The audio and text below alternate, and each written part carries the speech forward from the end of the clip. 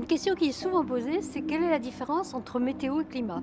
La météo, c'est le temps qu'il fait en un lieu donné, un jour donné. Par exemple, aujourd'hui à Paris, il fait très beau, il fait chaud, mais peut-être que dans 5 jours, il pleuvra. Le climat, c'est le temps météorologique moyen sur une région et sur un intervalle de temps plutôt long, plusieurs mois, plusieurs années, voire plusieurs dizaines d'années. Tout le monde a entendu parler du climat tropical ou du climat polaire. Et ces grandes zones climatiques, elles dépendent de la quantité d'énergie solaire reçue en moyenne par la Terre sur, sur une région et de la redistribution de la chaleur par l'océan et par l'atmosphère depuis les régions chaudes vers les régions froides. Alors, est-ce que le climat de la Terre a changé depuis la formation de la Terre? La réponse, oui.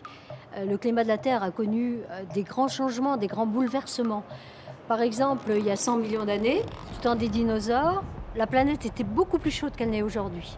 Et la cause, c'est probablement l'intense activité volcanique qui affectait la planète à cette époque et qui a émis énormément de dioxyde de carbone dans l'atmosphère, dioxyde de carbone qu'on appelle aussi souvent gaz carbonique. C'est un puissant gaz à effet de serre qui a tendance à piéger une partie du rayonnement émis naturellement par la Terre. Et du coup, la Terre se réchauffe.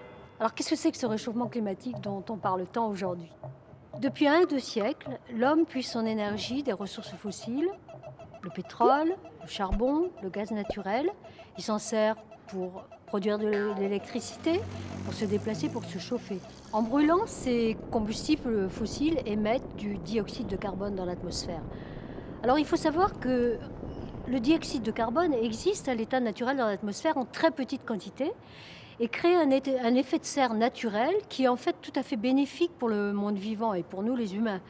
Puisque si ce n'était pas le cas, s'il n'y en avait pas, la température moyenne de la planète serait de moins 18 degrés alors qu'elle est autour de 15 degrés aujourd'hui. Et les activités humaines, en utilisant ces énergies fossiles, créent un effet de serre additionnel qui réchauffe un petit peu plus la planète. Le problème, c'est que si on continue au cours des prochaines décennies à émettre des gaz à effet de serre au même rythme qu'aujourd'hui, à l'horizon 2100, la température moyenne de la planète pourrait être plus élevée de 4 degrés par rapport, par exemple, à la fin du 19e siècle. Or, 4 degrés, c'est considérable. Si on réalise que lors du dernier maximum glaciaire, il y a 20 000 ans, la température moyenne de la planète était plus basse qu'aujourd'hui, de seulement 5 à 6 degrés. La communauté scientifique pense que 2 degrés en 2100 par rapport à la fin du 19e siècle, c'est un seuil à ne pas dépasser. Au-delà, danger.